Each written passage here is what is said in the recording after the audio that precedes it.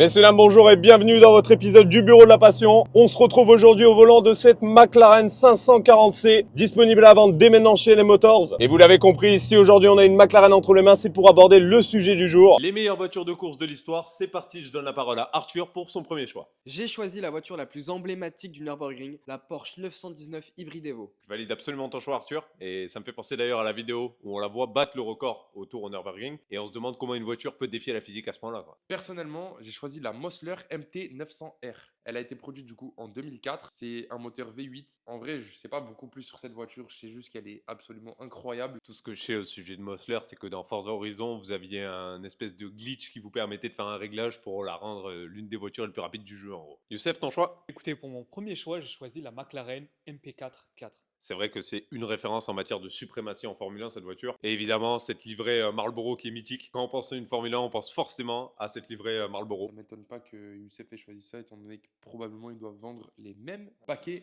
dans son épicerie. Je confirme. J'ai choisi la Ferrari 499P qui a gagné du Mans.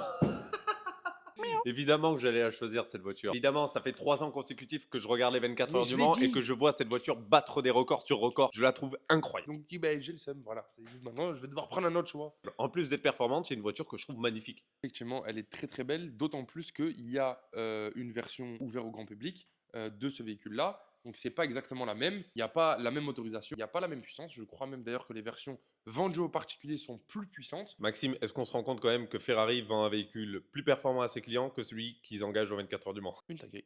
Arthur, ton second choix, s'il te plaît. GT40 MK2. La marque 2, années 67 ou 68. 66. Merde. La marque 2, c'est... Bon, Arthur, merci pour ton choix. On valide. Non, bah non. Youssef, ton second choix. Pour mon deuxième choix, j'ai choisi une Ferrari FXX-K.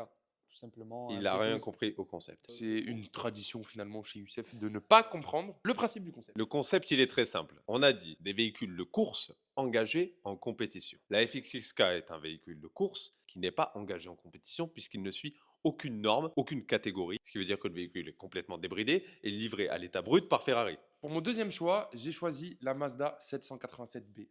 Tout simplement parce que je la trouve absolument incroyable. Mon serrage de main, tu transmets mon serrage de main à Maxime, s'il te plaît. Continue.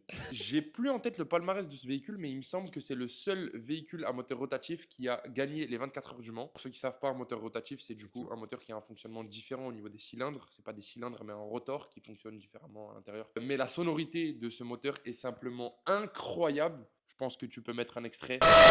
On fera un Vultec dessus. Oui, un Vultec, ce serait très bien. Youssef, on te donne une seconde chance pour ton choix. Bon, bah, on m'a pas laissé le choix. Du coup, j'ai choisi une GT3 Cup.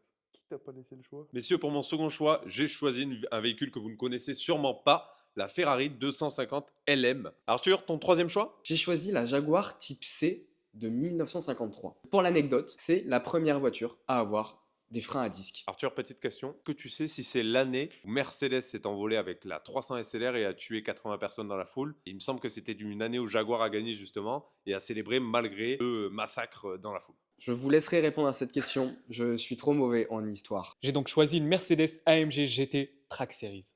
55 dans le monde, basée sur une GT3 RS. Et c'est incroyable. Sur une GT3, non. Arrêtez. Basée sur une GT3, c'est moi, je me trompe dans mes notes. C'est bon, ça arrive. Ils Pas ont pour numéroté des clients. les exemplaires d'un véhicule qui est censé faire la course et se prendre des murs tous les week-ends. Merci Youssef pour ta participation, ce sera le dernier bureau de la passion.